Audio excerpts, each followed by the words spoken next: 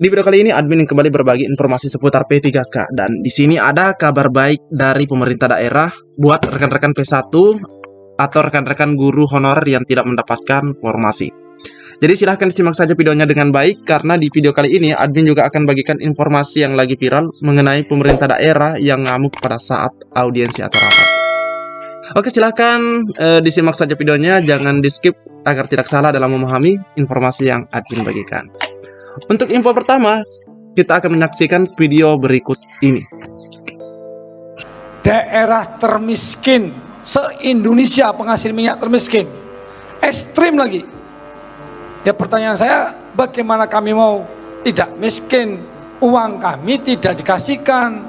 Bapak bilang dibagi rata. Dibagi rata kemana? Se-Indonesia atau apa? Kami, Pak, minyak kami 103 sumur kering. 103 sumur sudah kering, Pak. Kalau 100 sumur lagi kering, miskin total. Kami tidak perlu bantuan dari provinsi, dari pusat. Serahkan aja duit minyak kami, ada selesai itu, Pak. Kalau itu tidak diserahkan, ini kan bagian, Pak, ikut aturan pembagian. Ini aturannya sudah ada semua, Pak. Ini aturannya, Bapak lah megang aturannya, sudah tahu. Pertanyaan kami itu mengapa kok tidak dibagikan kepada kami? Dolarnya naik 100 dolar dari 60 ke 100. Liftingnya naik menjadi 7.500 lebih barel per hari per day. Lah, duitnya kok malah berkurang? Itu pertanyaannya, Pak. Itu, Pak, tadi kan ada formulanya. Saya sampaikan tadi, misalnya ditetapkan di undang-undang bahwa misalnya 85% itu diberikan kepada pusat, daerah sebesar 15%. Kemudian bukan hanya daerah penghasil, tapi juga diberikan namanya daerah pemerataan. Ada pembagian untuk jadi dinikmati oleh daerah-daerah lain di sekitar. Tapi makanya juga konsep DBA sawit juga seperti itu. Nggak semuanya itu akan diberikan kepada daerah penghasil. Kami daerah perbatasan, Pak. Jangan salah, Pak. Semuanya kami lengkap. Kami cuma tidak mengelola saja. Itu, Pak, jadi formulanya seperti itu kalau ditanya. Jadi kalau soal angkanya, kami menambahkan data dari SDM. Berapa liftingnya, berapa ininya itu dari SDM semua. Itu yang kami pakai dari data sebagai dasarnya. Kemudian kita menggunakan semua clear kok, Pak, ada formulanya. Itu maksudnya, Pak. Pak, kami dulu cuma 3.000 sampai 4.000 liter barel per day-nya, Pak. Sekarang sudah hampir 8.000. Naiknya itu signifikan. Makanya kalau tidak naik signifikan, tadi kan pertanyaan saya, Bapak keluarkan aja, jangan dibor minyak kami. Kayak gitu kan, pertanyaan saya kan termasuk itu bagiannya. Kalau misalnya tidak naik, tidak ada penambahan, ini tahun ini 15 sumur, 13 sumur dibor. Ini 2023 mau nambah 19 sumur. Target daripada SKK Migas 9.000 barel per day. One day 1 million. Akan udah ada ketentuannya. Sekarang kami naik. Di Rio ini mungkin kami, Pak, yang paling banyak sekarang di bornya. Tapi pertanyaannya, mengapa duit kami tak dibalikkan? Tadi kami sampaikan itu formulanya seperti itu, Pak. Bukan hanya diberikan kepada penghasil, kebijakan di Undang-Undang KPD yang baru itu menggariskan bahwa dinikmati bukan hanya oleh daerah penghasil, tapi juga daerah yang berbatasan, daerah yang pengolahan, dan daerah lainnya untuk sebagai pemerataan. Jadi kalau berdasarkan formula pasti kami bayarkan. Formulanya itu, gitu, Bapak. Jadi, Pak, saya sudah punya kayaknya. Izin Pak Bupati. Sebentar, Bu. Ini karena kami daerah miskin. Kalau kami kaya, kami biarkan aja. Mudah ambil 10 triliun pun nggak apa-apa. Kami daerah miskin, daerah ekstrim. Jadi kalau daerah miskin ada minyak, Bapak Ibu ambil, uangnya entah dibawa kemana, pemerataan kemana. Seharusnya kami ini yang menjadi prioritas. Karena Pak Jokowi 2024 wajib 0%. Bagaimana kami mau membangun rumahnya, bagaimana kami mau mengangkat kemiskinan orang nelayannya, petaninya, buruhnya. Bapak mau tahu, akibat pandemi COVID, warga Meranti nggak bisa pergi ke Malaysia. 41.000 penganggurannya, itu PMK. Pertanyaan, mengapa uang kami dulu 115, 14, sekarang 115, naiknya cuma 700 juta saja. Kami naik per triwulan 3 naik 6%, dihitungkan bulan 12 naik 20%, berarti minyaknya tambah banyak. Di bor sekarang 7.800, hampir 8.000 barel per day. Ini orang SKK Migas yang ngomong di Bandung, Pak. Bukan saya ngomong asal-asalan. Lah pertanyaannya, lah minyaknya banyak, duitnya besar, lah dapatnya kok malah berkurang. Ini kenapa? Apakah uang saya dibagi seluruh Indonesia? Makanya maksud saya, kalau Bapak tak mau ngurus kami nih, pusat tidak mau mengurus Meranti, kasihkan kami ke negeri sebelah. Kan saya ngomong. Atau Bapak tak paham juga omongan saya? Izin Pak Bupati. Atau begini Bu, bentar Bu, apa perlu Meranti ngangkat senjata? Kan tak mungkin kan? Ini menyangkut masyarakat Meranti yang miskin ekstrim, Pak. Tadi kalau Bapak ngomong begini-begini bagi rata, itu salah, Pak. Dibagi rata kemana? Izin Pak Bupati, mungkin izin Pak Dirjen, dari pertanyaan Pak Bupati, mungkin ada hal yang harus dikomunikasikan kembali, Pak. Mungkin kami mengusulkan kalau misalnya Pak Dirjen berkenan dapat memberikan perhitungan ini kepada pemerintah Meranti mungkin lebih baik, karena memang 85% itu adalah pembagian untuk pusat dan 15% pada penghasil, dan 85% tersebutlah yang mungkin ingin dipertanyakan oleh Pak Bupati. Sebenarnya tidak, kemana? Oh, tidak, yang tetap yang seperti biasa. Okay. Saya tidak menuntut yang macam-macam, Pak.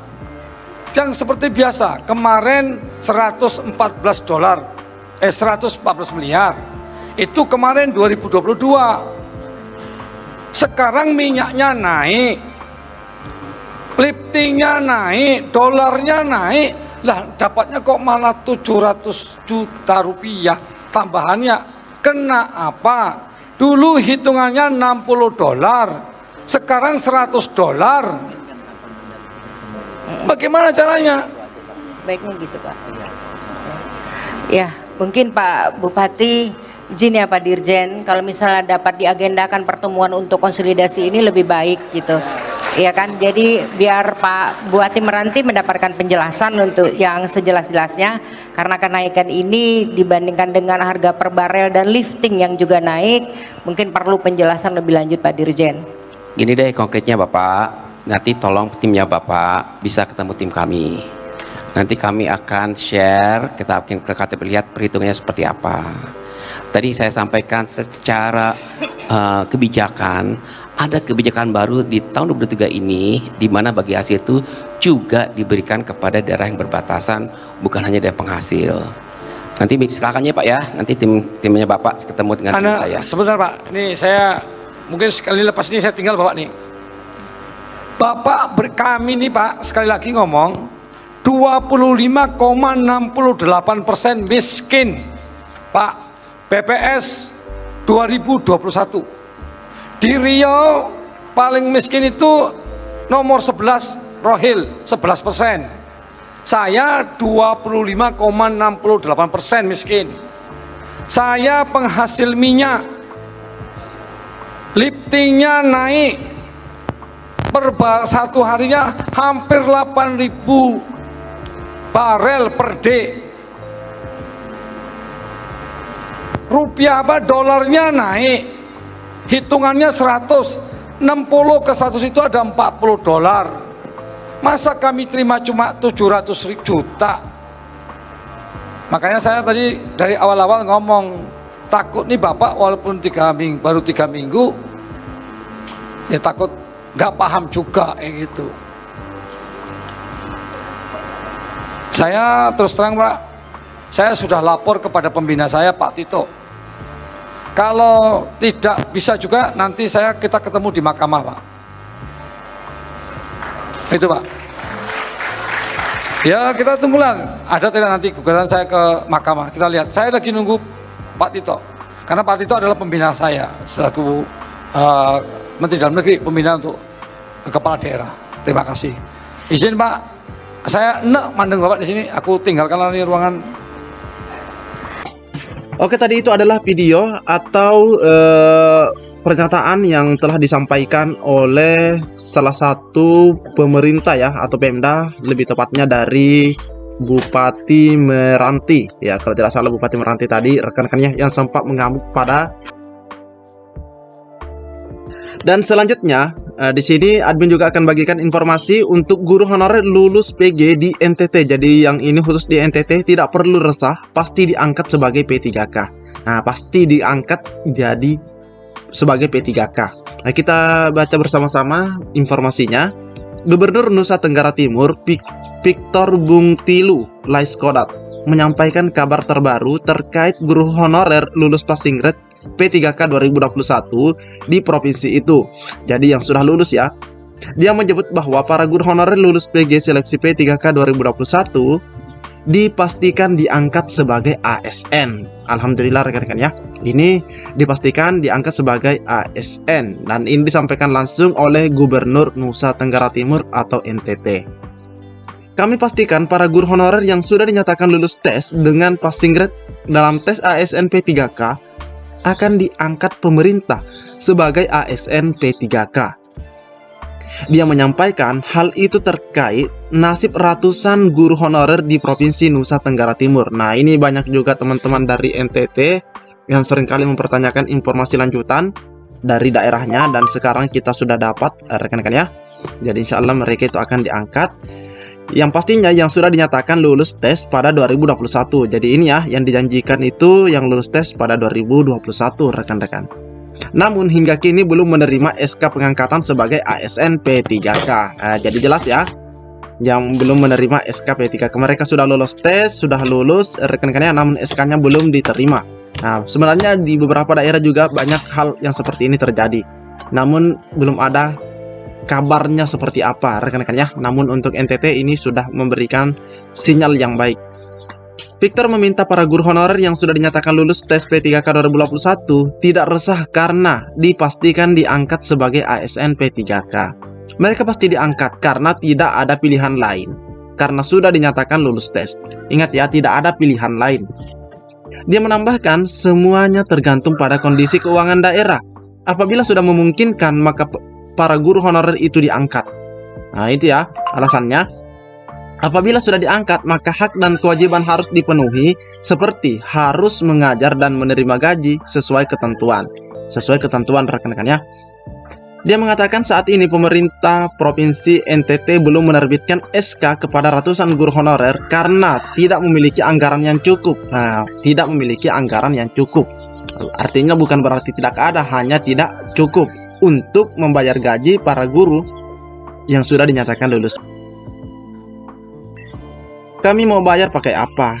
Kalau kami menerbitkan SK, lalu siapa yang bayar gajinya? Karena dana yang dialokasikan dari pusat sudah dipotong. DAU yang dialokasikan pemerintah pusat itu telah dipangkas, kata Victor. Sudah dipangkas rekan-rekan ya. Oke, selanjutnya dia menjelaskan Pemprov NTT sangat berhati-hati dalam pengangkatan tenaga P3K karena membutuhkan dana ratusan miliar sebagai gaji tenaga ASN P3K itu. Namun pada intinya buat rekan-rekan di sana, ini insya Allah tinggal menunggu waktu saja. Jika sudah memungkinkan, itu akan langsung diangkat pastinya rekan-rekan ya. Ini khususnya rekan-rekan yang sudah dinyatakan lulus tes pada tahun 2021. Mungkin cukup sampai di sini informasi yang dapat admin bagikan di video kali ini. Lebih dan kurangnya admin mohon maaf. Assalamualaikum warahmatullahi wabarakatuh.